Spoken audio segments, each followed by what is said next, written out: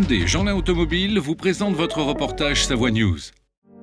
Balade en ville s'invite dans la commune de Moutier, redécouvrir les temps forts de 2017, aborder les grandes thématiques de 2018. Pour tout savoir sur la dynamique de la ville, nous sommes allés à la rencontre de Fabrice Pankouk.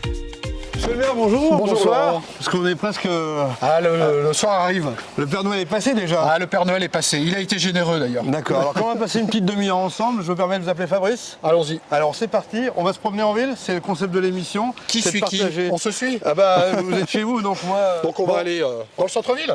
Bah oui, une ville sans centre-ville, c'est pas une ville. Puis les centres-villes, c'est toujours un vrai débat, hein, que ce soit à Moutier ou ailleurs. Ah oui, alors Moutier a cette particularité aussi d'être vraiment le bourg-centre.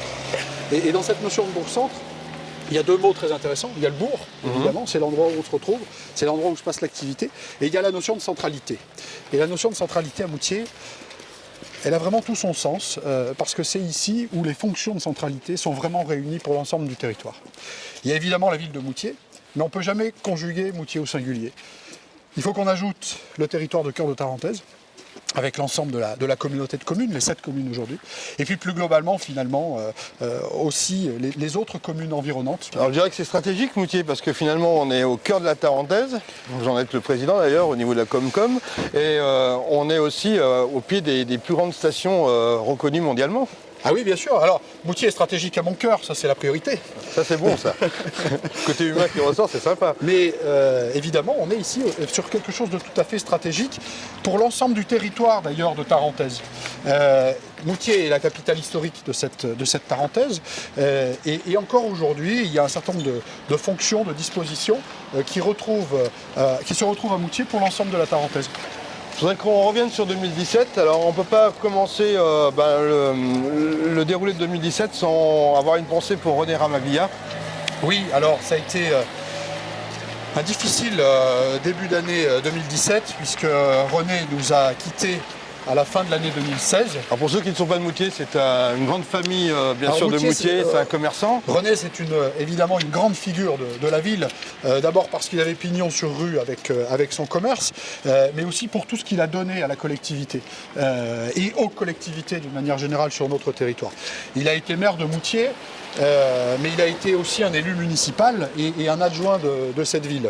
Donc c'est une vraie figure qui nous a quittés. Ça a été un moment très difficile pour nous. Et nous avons malheureusement commencé l'année 2017 en accueillant un nouveau conseiller municipal. Alors, en dehors de cette mauvaise nouvelle, vous avez mené plein d'actions. La première, c'est la réhabilitation de la Grande Rue, où on va arriver dans quelques instants. Oui, les sujets ont été poignant. Multiples et divers. Parce que ça coûte des sous tout ça à chaque fois. Ça coûte un peu d'argent. Oui, on a mené en 2017, ça a été une année utile, je dirais, parce qu'on a vraiment mené de nombreux chantiers, de nombreux projets. Ce qu'on a réalisé, on va y arriver dans quelques instants, sur les pavés de la Grande Rue, avec ce nouvel aménagement urbain aussi, avec des bancs, des jardinières qui sont arrivés. C'est très symbolique de ce que l'on souhaite, parce qu'on est ici dans le cœur de ville. On est d'ailleurs ici dans le cadre magnifique et historique du centre-ville de Moutier. Donc c'est évidemment un endroit qui pour nous est stratégique. Voilà. Et il fallait lui redonner ses lettres de noblesse avec ces rues pavées qui ont été totalement reprises. Alors ça, c'est un point qui est important parce qu'on en arrive au pôle commercial. C'est un sujet dans toutes les villes, c'est ce que j'entends de partout. Donc le centre-ville ne doit pas mourir, etc. Et à Moutier, je pense qu'avec la configuration aussi architecturale de la ville, et ça on n'y peut rien, on fait avec, si je puis dire, et les évolutions des consommateurs, il y a quand même pas mal de questions à se poser, quoi. Oui, mais le centre-ville tel qu'il est composé à Moutier, c'est une véritable richesse, parce que la ville est organisée autour de son centre historique, de cette cathédrale millénaire dont nous avons fêté l'anniversaire il y a peu. Et puis donc ce cœur historique ici et l'organisation qui se fait autour. Évidemment que c'est difficile. Le commerce des bourgs-centres souffre d'une manière générale, c'est vrai dans l'ensemble du pays, c'est vrai aussi à Moutier. Mais je ne veux pas que les difficultés qui peuvent être rencontrées occultent les vraies réussites que l'on connaît. Et puis, il y a ce qu'on fait pour que ça marche. Et ça mérite qu'on s'y arrête. Alors vous êtes contributeur, mais pas que vous, j'imagine. Non, évidemment. Sans vouloir apporter votre défense. Non, bien sûr, mais on a fait ici des choix très stratégiques dans l'organisation même. C'est-à-dire qu'on a d'abord élaboré un plan local d'urbanisme qui est dans l'actualité là pour son approbation.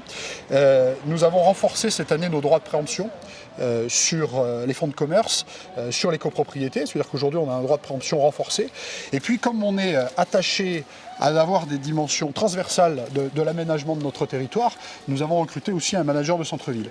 Et ça c'est très important parce que ça met du lien sur l'ensemble des activités et des polarités dans la ville, ça c'est évident. Et ça nous permet aussi d'animer un comité d'attractivité qui est une instance informelle au sein de laquelle nous retrouvons tous les acteurs décideurs de la ville. Et c'est donc un lieu d'échange et d'arbitrage au sein duquel nous pouvons aborder des projets d'événements jusqu'à des grandes réalisations d'investissement et d'intervention. Et c'est donc un lieu qui permet d'avoir un échange construit et qui permet d'avoir des sujets qui fassent consensus, des projets qui fassent consensus. C'est plus d'amitié, c'est de l'amour à Moutier. C'est mon protégé là. C'est votre protégé? Voilà, il ne faut pas qu'on touche à Fabrice. Hein. Pourquoi? Vous avez de la chance d'avoir un maire comme ça, Moutier. C'est exceptionnel. Bon, qu'est-ce qui vous fait dire ça? Je vais dire ça, c'est actions, c'est... Hein? Ah, ça bouge? Ben, ça bouge. D'accord. Et qu'est-ce qu'on fait quand on est jeune et qu'on vit à Moutier, tiens? Déjà, il y a pas mal de trucs, hein, on peut sortir, c'est pas mal, il y a pas mal de jeunes à Moutier, donc... Bon, sympa les jeunes là, ils ont l'air d'être motivés de vivre à Moutier. Ça fait plaisir vraiment de voir ça. Ouais, puis en plus ils vous connaissaient pas, on les ceux-là croise je ne les comme connaissais ça. pas, Bon. donc ils ont juste la ville qu'ils apprécient finalement. Bon, il y a des gens contents à Moutier, c'est déjà bien. Mais il y en a beaucoup. Non, mais j'imagine. Je voudrais qu'on parle un peu, justement, on a vu des jeunes de l'école, parce que ça a été un gros sujet qui a été débattu positivement, négativement en 2017. On vous a titillé là-dessus, il y a eu de la modularité, on se demandait pourquoi. Alors pourquoi? Il y a parfois des divergences de vues, c'est ce qui fait la richesse du débat. Oui, mais l'école a été un vrai sujet effectivement cette année 2017 à Moutier, parce que nous avons fait le choix de rassembler nos 2 écoles maternelles. Il y avait 2 sites d'écoles maternelles, ce qui n'était pas forcément pertinent à l'échelle de notre ville. On les a donc rapprochés, de la même manière que cette année, nous avons investi dans la mise en œuvre d'une cantine, parce qu'avant, les enfants traversaient la ville pour aller se restaurer au lycée, et désormais, tout ça peut se faire sur un même site, ce qui est évidemment un avantage très très important.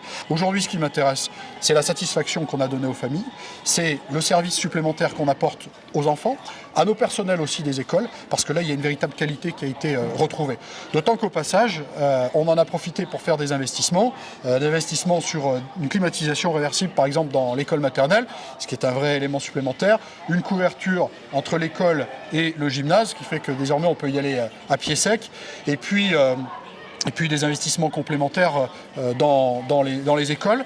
Et je précise aussi, pour finir, que nous avons relocalisé l'inspection d'éducation nationale, ainsi que le médico-scolaire, pour redonner de la cohérence et de la pertinence à l'ensemble. Et il y a la suite dans les idées, hein, si vous me permettez. Bon, il fait bien bon à Moutier, il fait bien Fesquia aussi. On se réchauffe. Le Cardinal, c'est un lieu sacré. Allez, on parle un peu de Fabrice, l'homme. Alors moi j'aimerais bien savoir qui est Fabrice, finalement, sans rentrer dans l'intimité, mais déjà, quelles sont vos valeurs d'homme? Ah, les valeurs d'homme, c'est une question difficile ça. Ah bah elles sont en rapport, j'imagine, avec la vie publique que vous avez. Évidemment, c'est en lien avec nos engagements.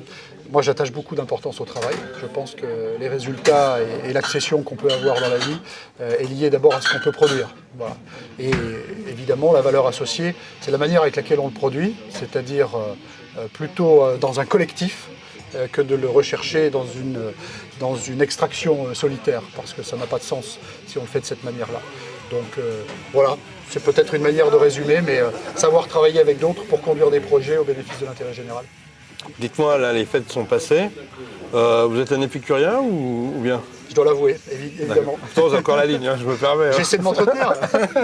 Trop fort. La période des fêtes, c'est un moment où on peut se retrouver avec la famille, avec l'épouse, avec les enfants, avec la famille d'une manière plus large. Donc c'est un moment important et c'est un moment où on recharge les batteries en retrouvant le cocon mais aussi en se faisant plaisir, et puis en ayant du repos, parce que du coup on ne compte pas les heures, et moi j'ai pris une petite semaine pour justement profiter de tout ça entre Noël et Jour de l'An. Et vos lieux d'escapade? Alors évidemment la montagne est au cœur, du quotidien. D'abord parce que quand on est à Moutier, on est happé par tout ce que l'on a autour de soi. Donc pouvoir déambuler tout simplement en ville déjà, pouvoir venir au marché avec beaucoup de temps et ne pas devoir courir entre deux réunions, ça c'est un moment important. Et puis après en journée, dès qu'il y a un rayon de soleil, pouvoir prendre aussi un peu de hauteur et regarder combien la montagne est belle.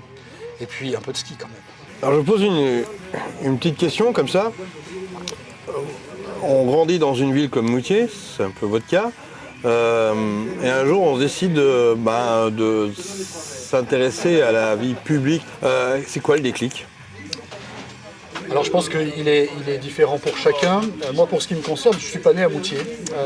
Et j'ai connu cette ville quand j'étais déjà à l'âge de bien comprendre comment ça fonctionne. Par contre, on a de l'intérêt pour la chose publique, je pense qu'on l'a toujours ou on l'a jamais. C'est pas quelque chose qui arrive avec le temps. Et donc moi j'ai eu des engagements très jeunes finalement auprès des autres, dans des formes associatives diverses. Et je pense que c'est là plutôt où la construction, la genèse de la chose publique s'est faite. Voilà. Et après, pourquoi Moutier? Eh bien parce que j'ai été président de la communauté de communes Cœur de Tarentaise avant d'être maire de Moutier. Et j'ai été, ce que je dis parfois, un observateur avisé. Parce que quand on est dans une collectivité qui en intéresse une autre, eh bien, on peut regarder les choses avec des lunettes un peu différentes. Ce qui m'a donné une conviction, une volonté de m'engager ici parce que j'ai chevillé au corps la certitude que nous pouvons pousser plus loin cette ville qui fourmille d'atouts et qui bénéficie autour d'elle de nombreux capteurs qui lui permettent de s'élever. C'est quoi votre meilleure satisfaction là, en ces quelques temps de pratique? Alors, elles seraient nombreuses. Et en tous les cas, elles sont plus importantes que les regrets. Peut-être une des plus importantes, c'est d'avoir pu fédérer autour de Moutier. Parce que cette ville qui... Avec la Comcom, ça Moutier à cœur la Comcom. Oui, et puis cette ville qui souffre parfois de son image, de pouvoir réunir autant de partenaires et d'acteurs qui décident à un moment donné de dire « Ok, banco, on va venir mettre de l'argent, on va venir mettre de l'ingénierie à Moutier », c'est un premier succès, parce que ça veut dire qu'on a réussi à convaincre autour de soi. Justement, l'économie, comment ça marche? L'économie de la Moutier, ville, ouais. L'économie de la ville va plutôt bien. Et d'ailleurs, ça fait partie des paradoxes de Moutier, c'est que nous sommes ici dans une ville où le revenu moyen est très faible, mais on a une économie d'ensemble qui fonctionne plutôt bien, avec une ville qui aujourd'hui a 3200 emplois, donc une ville qui va bien, une ville dans laquelle nous avons ouvert cette année un certain nombre d'enseignes, de commerces, d'activités, de services, et si je ne devais en citer qu'une, ça serait le Pôle emploi bien sûr, avec ses 24 conseillers qui sont arrivés à Moutier et qui du coup viennent apporter un véritable service qui n'existait pas jusqu'alors. Bonne année, bonne santé. Parce que moi, je... Pour Noël, parce que moi, je suis tout seul. On va peut-être vous laisser, monsieur Dame. En 1918. Non, on aime bien notre mère. Il y a l'épicier, il y a le fils de l'épicier, il y a tout le monde. Il y a la reine-mère, elle vient dire son Alors, on sort du cardinal et on est encore déjà le pagaie chez l'épicier. Alors ici, vous savez que c'est l'épicier, il y en a des épiciers comme ça, il n'y en a plus beaucoup. En Savoie, il doit en rester un ou deux. D'accord. On est les rescapés. D'accord. Vous savez pourquoi? Parce qu'on est subventionné par notre travail. Comme disent certains anciens politicards, ils disent le travail rapporte. Mais nous, le travail nous a toujours rapporté et humainement nous a amené à une des choses extraordinaires. Comment vous avez vu évoluer Moutier depuis ces quelques années, vous? Alors, depuis qu'il a pris le manche, c'est un monsieur, je le regarde dans les yeux, qui est courageux. Je lui mettrai la mention courage. Et pourquoi donc? Parce qu'il faut avoir du courage aujourd'hui pour être maire de petites villes et surtout d'entretenir les centres-villes qui est devenu aujourd'hui le boulet de toutes les mairies, les municipalités de France. Voilà. Donc je lui tire mon chapeau.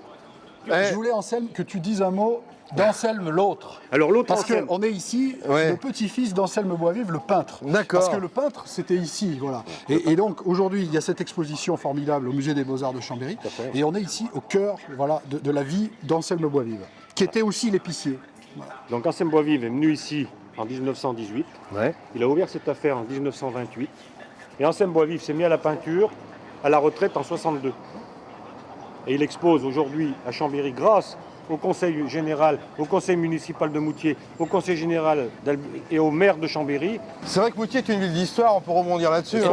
Est-ce qu'on souhaiterait, aujourd'hui, j'en ai parlé au maire, mais il m'a dit faut aller doucement parce qu'il faut du budget.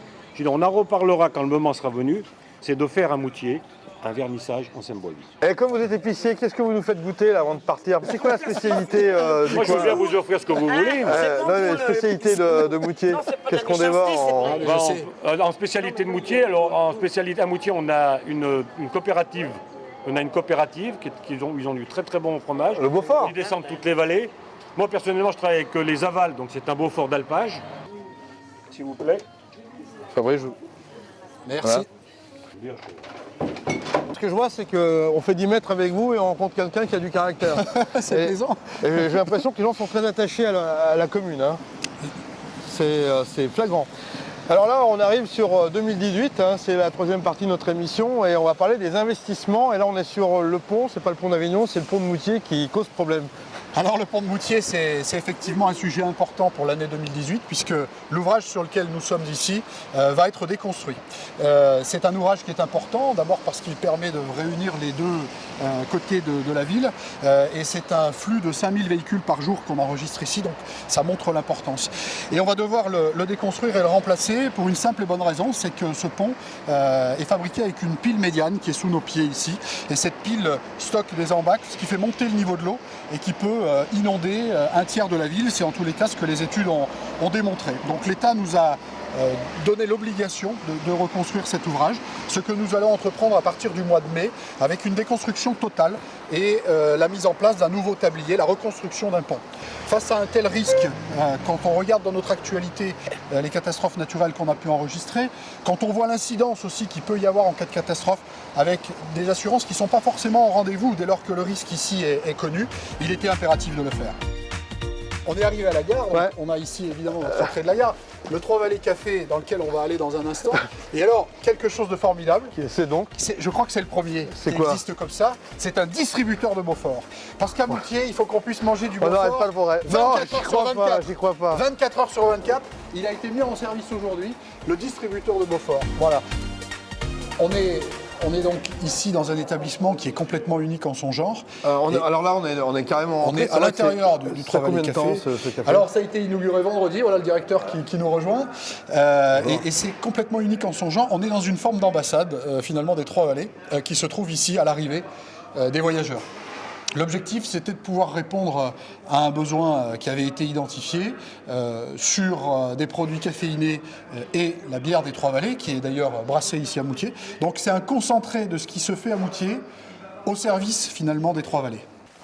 Bon, on n'est toujours pas aux Salines et on approche de la salle des fêtes. Et là, vous allez me dire qu'en 2018, on va encore faire des investissements. On va essayer. Et vous les trouvez où, les sous, chaque fois? On va essayer. Non, Bon, c'est vrai que c'est un peu triste, hein, je voudrais pas dire, mais...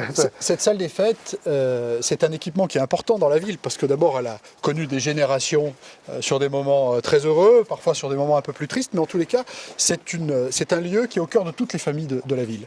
Et c'est un lieu qui a assez peu évolué au fil des décennies. Et cette année, nous avons pris donc la décision d'engager un programme d'investissement lourd, c'est-à-dire d'une restructuration totale, d'une mise en accessibilité. Donc c'est une partie de déconstruction dans un premier temps de la scène et puis des tribunes, et ensuite un réaménagement d'ensemble pour un investissement qui dépasse le 1 million d'euros. Donc c'est un investissement important. Ouais, Voilà. toujours à chaque fois, ça coûte 1 million d'euros avec vous.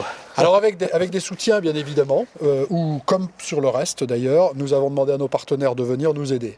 Et c'est pas aider une salle de fête de plus, c'est aider un lieu de socialisation, de convivialité qui se trouve en cœur de ville. Ouais, on est en centre de la ville, il faut le préciser quand même, c'est important. Et puis j'imagine qu'avec la vie associative qu'il y a autour de Moutier, Tout à fait. C'est nécessaire.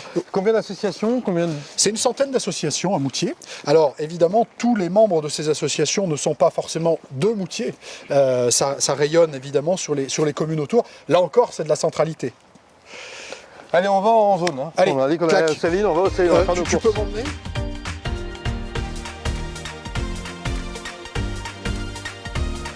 Bon, finalement, on a vu le stade municipal en pleine nuit. C'est une bonne chose puisque vous allez nous transformer ça sur 2018. Ça fait partie des gros investissements parce que vous avez un club de foot qui a bien performé. Hein. Alors la communauté de communes a effectivement pris cette option de réaliser de nouvelles tribunes en 2018. Non pas parce que le club a fait des résultats, mais parce que ça fait déjà bien des années maintenant que nous travaillons sur ce besoin important pour le club, pour la ville, pour la communauté de communes. On termine sur le gymnase qui appartient à la communauté de communes. Vous en êtes le président. C'est aussi un de vos engagements, la communauté de communes. C'est un engagement important et la communauté de communes est vraiment au service des investissements.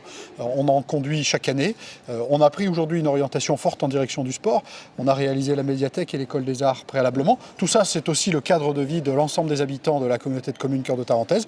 Et maintenant, à fond sur le sport avec les tribunes pour commencer. Alors je vous propose deux choix pour terminer l'émission, soit de prendre une corde et monter au sommet, ou soit de souhaiter les bons vœux aux citoyens qui vous ont regardé jusqu'à maintenant. Il est encore temps de souhaiter de bons vœux et on va donc en rester là. Une très bonne année à toutes et à tous et à Savoie News. Merci beaucoup en tout cas de votre accueil et à très vite dans le territoire pour découvrir d'autres communes tout au long de ce mois de janvier.